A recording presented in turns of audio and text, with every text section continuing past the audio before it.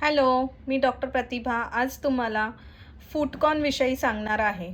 फूटकॉर्न म्हणजे पायावर येणारे कुरूप किंवा भवरी.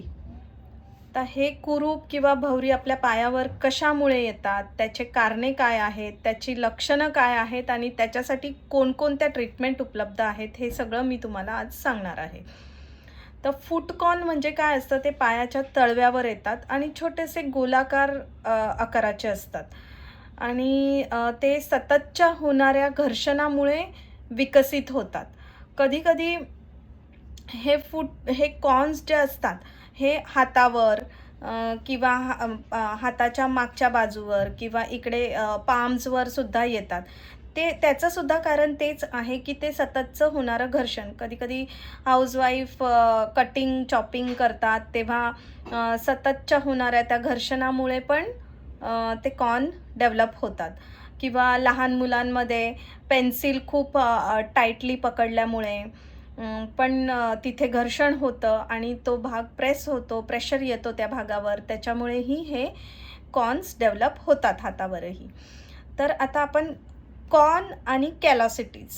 तर कॅलॉसिटीज म्हणजे काय? तर कॉर्न आणि कॅलॉसिटीजमधला डिफरन्स बघूया. तर कॉर्न हे स्मॉल गोलाकार आकाराचे असतात आणि कॅलॉसिटीज पण आपल्या पायावर येतात. ते काय असतात? तर त्या घर्षणामुळे तिकडची स्किन घासली जाऊन जाडसर होते. त्याला कॅलॉसिटीज म्हणतात.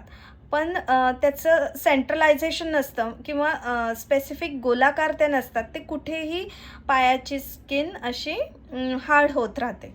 त्याला कॅलॉसिटी म्हणतात. आता ह्या कॉर्न किंवा कॅलॉसिटी फॉर्म होण्याची कारणं काय आहेत? तर पहिलं कारण म्हणजे सततचं होणारं घर्षण. आपण जर चुकीचे पादत्राणे किंवा फूटवेअर आपण जर यूज करत असू, तर त्याच्या सततच्या होणाऱ्या घर्षणामुळेही हे कॉर्न्स डेव्हलप होतात. त्याच्यानंतर पायाचे नखांची योग्य तऱ्हेने कट केले नाही किंवा नियमित त्याची साफसफाई ठेवली नाही, तर जे आपले पायाची बोटं आहेत, त्याच्या पुढच्या बाजूलासुद्धा कधी-कधी कॉर्न्स डेव्हलप होतात. त्याच्यानंतर अयोग्य पादत्राणे घालणे किंवा अयोग्य फूटवेअर घालणे म्हणजे काही स्पेसिफिक कामं असतात किंवा स्पोर्ट्स पर्सन्स असतात, त्यांच्यासाठी स्पोर्ट्सवेअर किंवा स्पोर्ट्ससाठी स्पेशली तयार केलेले शूज घालणं हे खूप गरजेचं असतं. आणि किंवा स्केटिंगमध्ये स्केटिंग शूज किंवा अजून काही असे स्पेसिफिक कामं असतात, त्याच्याशी रिलेटेड फूटवेअर यूज करणं खूप गरजेचं असतं. आणि जर ते आपण घातले नाही, तर त्याच्यामुळेही कॉर्न्स डेव्हलप होतात. तर जोपर्यंत कॉर्नचे किंवा कुरूपाचे काही लक्षणं दिसत नाही, म्हणजे आपल्याला दुखणं किंवा तो भाग जास्त संवेदनशील होणं, अशी लक्षणं दिसायला जातात, तेव्हाच लोकं डॉक्टरांकडे जातात. तर जनरली अशा सगळे कंप्लेंट्स सुरू व्हायच्या अगोदरच डॉक्टरांकडे गेलं पाहिजे. आणि हे जे कॉर्न्स आहेत, हे खूप पेनफुल होतात. जास्त घर्षणामुळे किंवा ते दुर्लक्षित केल्यामुळे कधी-कधी खूप पेनफुल होतात. अगदी चालणंसुद्धा डिफिकल्ट होतं या असल्या कॉर्न्समुळे. तर आपण किंवा ते त्वचा खूप जास्त प्रमाणात कोरडी होते पायाची, त्याच्यामुळेही कॉर्न्स डेव्हलप होतात. तर आता याच्यासाठी काय उपचार केले पाहिजे? तर याच्यासाठी सगळ्यात आधी आपण जर ज्यांनाही कॉर्न डेव्हलप झालेले असतील, त्यांनी कुठल्याही प्रकारच्या ब्लेडने ते कॉर्न कोरू नये किंवा कापू नये. आणि दुसरी गोष्ट, बरेचसे पेशंट कॉर्न्स कट करतात आणि मग ते परत-परत फॉर्म होतात. तर कधी-कधी हेरिडिटरी टेंडन्सीसुद्धा असते कॉर्न फॉर्म होण्याची. तर ह्या कॉर्नची उपचार पद्धतीमध्ये एकतर ॲलोपॅथीमध्ये त्याची सर्जरी करणं हा एकच उपाय उपलब्ध आहे किंवा त्याचं कॉटरायझेशन करणं. म्हणजे ते कॉर्न गोठवले जातात आणि मग काढले जातात. पण अशा पद्धतीमध्ये रिकरन्स होण्याचे चान्सेस खूप आहेत.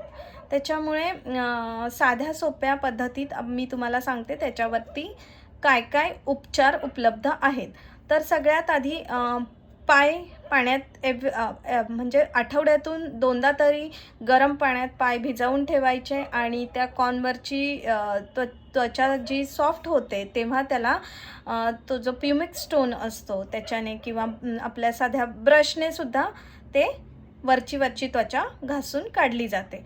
त्याच्यानंतर दुसरं सगळ्यात महत्त्वाचं योग्य प्रकारची पादत्राणे किंवा फूटवेअर वापरणे हे खूप महत्त्वाचं आहे. आणि ज्यांनाही कॉर्न झालेले आहेत मी तर त्यांना रिकमेंड करेल की त्यांनी स्पोर्ट शूजच यूज करा, कारण की त्याच्यावर पायाचा प्रेशर इव्हनली येतो आणि कुठेही जास्त कमी प्रमाणात प्रेशर येत नाही. म्हणून आपण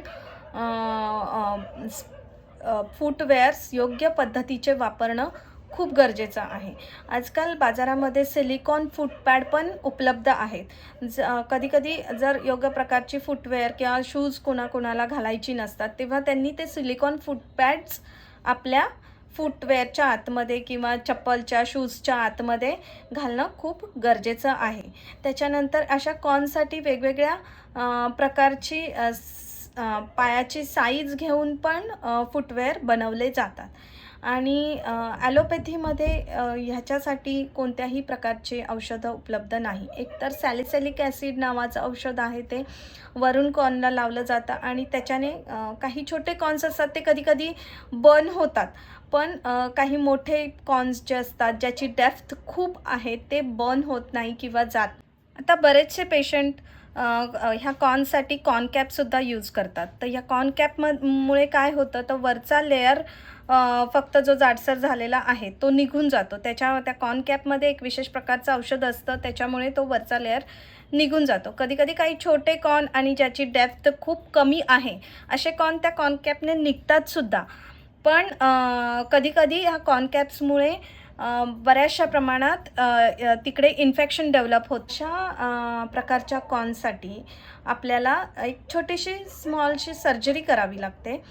जर ती सर्जरी करायची नसेल तर दुसरा एक उपाय म्हणजे आपल्या होमिओपॅथीमध्ये कॉर्नसाठी खूप चांगले औषधं उपलब्ध आहेत. ते तुम्ही 3 ते 6 महिने घेतले तर तुमचे कॉर्न मुळापासून जातात, त्यांचा रिकरन्सही होत नाही. त्याच्यामुळे माझं रिकमेंडेशन राहील की तुम्ही होमिओपॅथी यूज करा कॉर्नसाठी आणि खरंच खूप चांगले रिझल्ट आहेत होमिओपॅथीचे. अशा प्रकारे आज मी तुम्हाला कॉर्नबद्दल थोडक्यात सांगितलं आहे. तर तुम्हाला ही माहिती आवडली असल्यास माझा व्हिडिओ लाईक करा, शेअर करा आणि सबस्क्राईब करा. Thank you.